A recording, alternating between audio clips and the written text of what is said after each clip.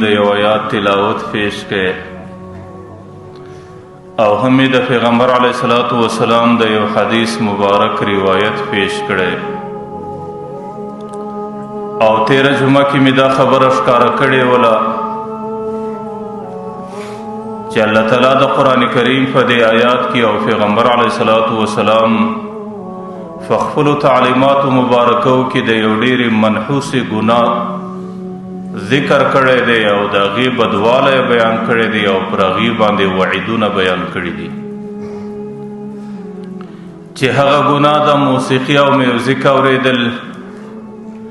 او د موسیقي او د میوزیک د آلاتو د اسبابو څخه خوند اخیستل او په سروزو او په ګانو بجانو باندې ځان عادت کول او د هغې شوق او محبت په دماغ کې پیدا کول. الله تعالی قرآن کریم کې دې عمل ته او دې ګناه ته د لهویاتو او د لعبیاتو نوم ورکړی دی ومن الناس من یشتری لهو الحدیث او پیغمبر علیه الصلاۃ والسلام په احادیثو مبارکو کې پر دې ګناه باندې ډېر شدید ترین وعیدونه او عذابونه بیان کړي دي. نه حضرت عبدالله ابن مسعود رضی الله عنه روایت ده چې پیغمبر علیه الصلاۃ والسلام به فرمایل الغناء ينبت النفاق فی القلب سروز او موسیقي میوزک او د میوزک آلات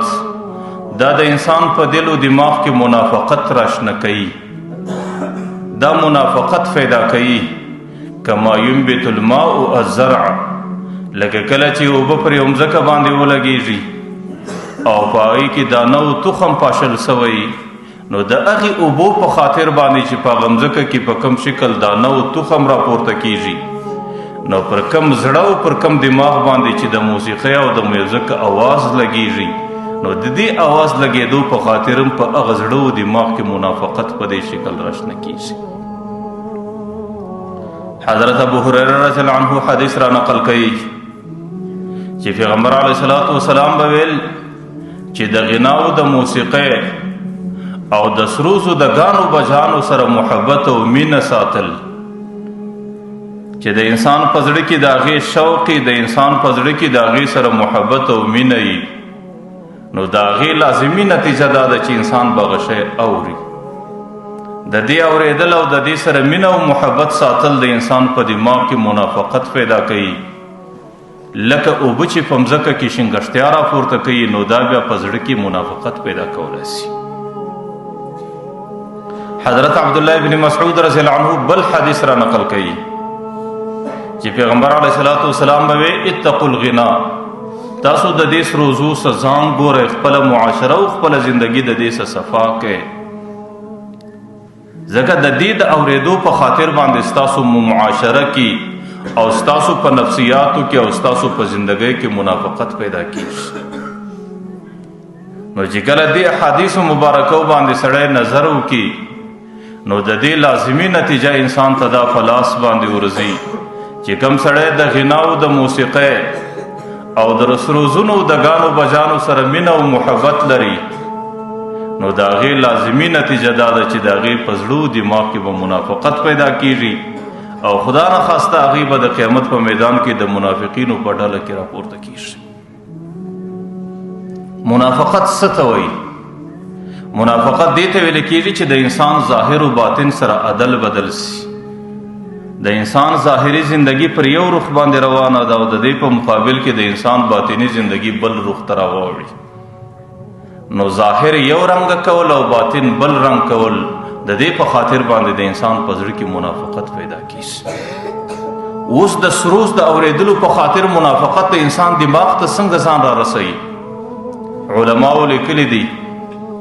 چې کم سړی د سروزونو اورېدلو عادي دی دا سړی به د دوه حالو څخه خالی نه وي دا به په دې دوه حالاتو کې د یو حال ضرور انسان وي یا به داسې سړی چې صرف په نامه باندې مسلمان دی او نه د الله تعالی د احکامو خیال ساتي نه د لمانځه فروا لري او نه د نورو عباداتو فروا ساتي او نه د الله تعالی د نافرمانیو څخه ځان راګرځوي نو مسلمان خدای لیکن په دې اعمالو کې ضرور راځي او چې کله دا رقم مسلمان دی نو رفته رفته د سروزونو اورېدلو په خاطر باندې د هغې په دماغ کې شیطاني او شهواني جذبات پیدا کیږي. او چې کله یو سړی نوم د مسلمان لري او د الله تعالی د احکامو او د الله تعالی د عباداتو متعلق لاپرواهي کوي او چې کم شی دته شیطان شایسته کړی دی د ګانو بجانو په شکل باندې د هغې د اهتمام کوي، د هغې سره شوق و محبت لري، هغې اوري، نو دا په معاشره کې بدترین فاسق بلل کیږي. او فسق دا هم د منافقت یو شعبه او قسم ده. ځکه د دې سروزو په خاطر باندې دی په منافقت کې شمارل کیږي. بعض علماء لیکلي دي چې نه، د منافقت شکل په دې شکل دی چې دا سړی کچیرې دویم شکلی، یعنی ظاهري رنګ د مسلمان دی او په باطن کې اعمال هم د مسلمان کوي، لمونځ هم کوي، روژه هم نسی او د دین احکام پر ځای کوي او دین ته د لابالۍ پر شکل په نظر باندې نه ګوري. لیکن د دینی کو اعمالو سره سره دا کم نصیبه په دې ګناهو کې مبتلا دی. سروزو ماوري او غانې بجانې ماوري او موسیقي او میوزیک هم د ځان عادت ګرځولی دی. نو چې کله د دې سړي ظاهر ته وګورې نو ظاهر د الله او د رسول د محبت سره ډک معلومیږي، ځکه دی د الله او د الله د رسول د رضا تمنا لري او د الله او د الله د رسول احکام پر ځای کوي. لیکن چې کله باطن ته وګورې